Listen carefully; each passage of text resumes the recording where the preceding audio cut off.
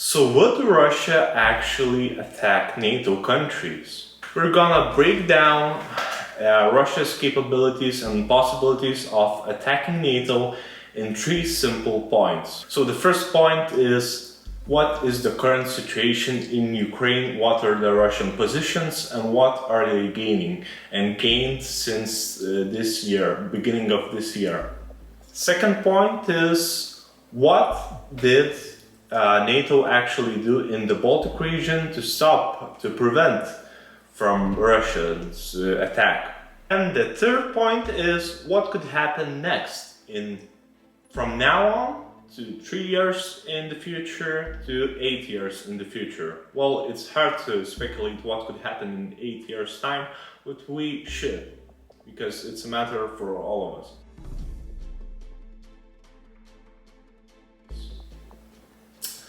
The war in Ukraine has been going on for over 3.5 years currently. So it's reaching almost 4th year. So, current situation in Ukraine. Ukraine war started on February 24th in 2022. Currently there are 1 million dead Russian soldiers officially. But there are still pressure on Ukraine, and there are still, let's say, 3 hot spots where Russia's are pushing forwards in Ukraine. So the first one is in Donetsk region, especially the Pokrovsk axis. There Russians started attacking Pokrovsk since 2024 and gained almost nothing, but they are still pressuring Ukraine on this front. Then the second one is Chasiv Yar, and the third one is Kupiansk-Liman. Plus pressure towards Sumy from Russian's territory, localized actions near Zaporizhia, Robotyne, and the right bank of the Dnipro, Kherson. So recently, September, October of 2025, so recently, Russia made slow but continued ground gains, tens to low hundreds of square kilometers per month, without major city collapses. Northern buildup, Sumy. So northern buildup in Sumy territory. So public reports noted a 50,000 troop grouping in the north aimed at a buffer zone. Current ammunition production. Russia significantly scaled up shell missile output. Estimates suggest over 250,000 artillery rounds per month capacity, plus large imports of munitions, including from North Korea, especially from North Korea. Could we assume from these statistics? So short take on Russian capabilities. So Russia can generate manpower replacements and ammunition, keeping local initiative in several sectors. However, it still lacks operational level breakthroughs, no rapid seizure of large cities in Ukraine. Yeah, as we can tell already, Russia made some breakthroughs in some axes in Ukraine, but no significant pushes towards the largest cities of Ukraine.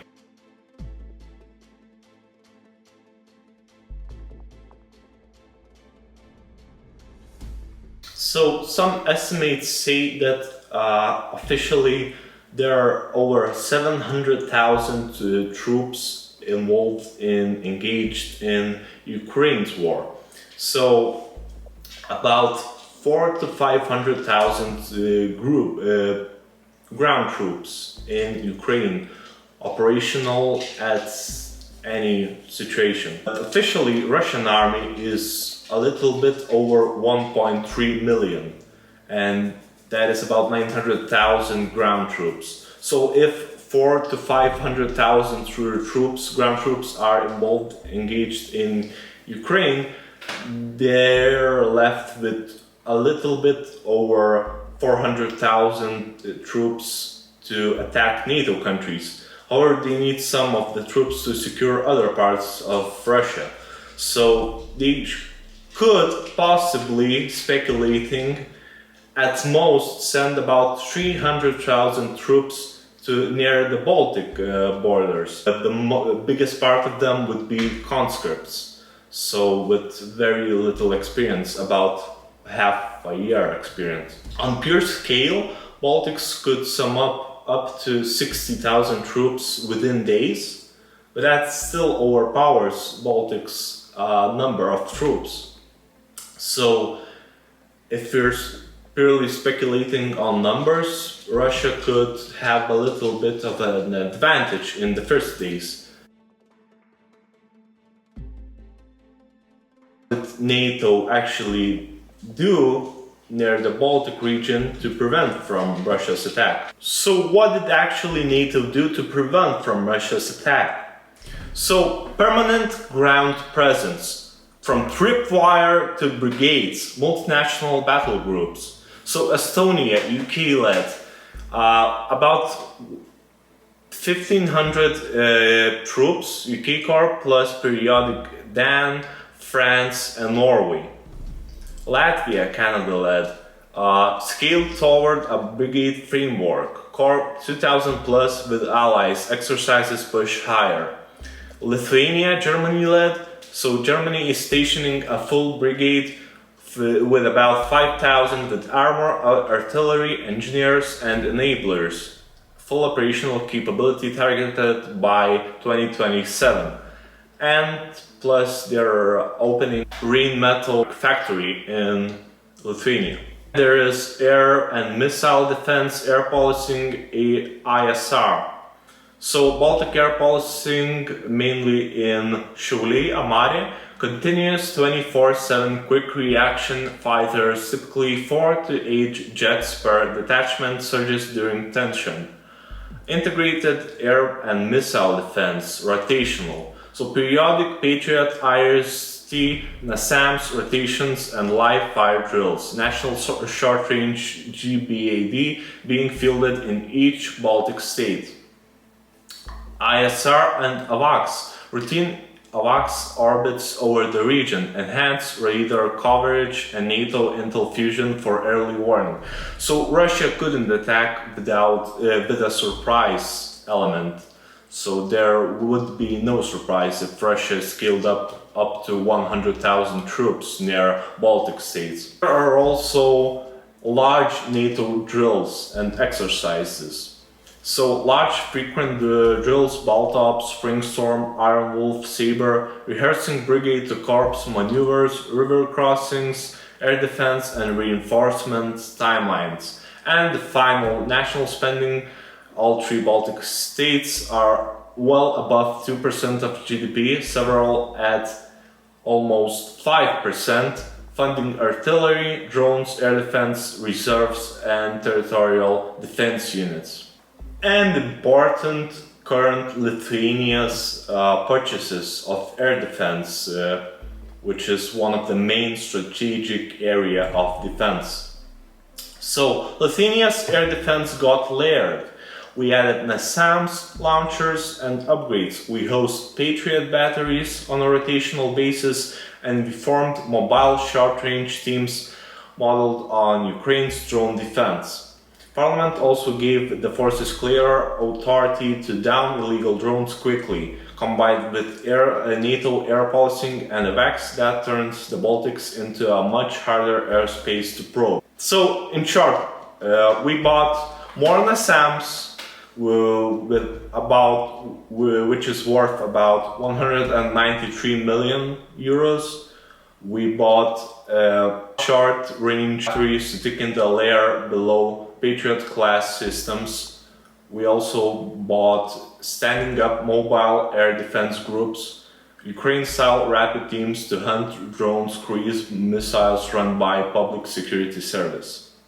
And European allies, not only the Dutch, scheduled Patriot deployments in Lithuania starting 2025. Lithuania also chipped in 30 million euros to a European plan to procure Patriots for Ukraine. Recently, as of October of 2025, Lithuania's parliament authorized the armed forces to shoot down unlawful drones and air balloons coming from Belarus. and to close airspace sectors rapidly, faster decision making for peacetime incursions.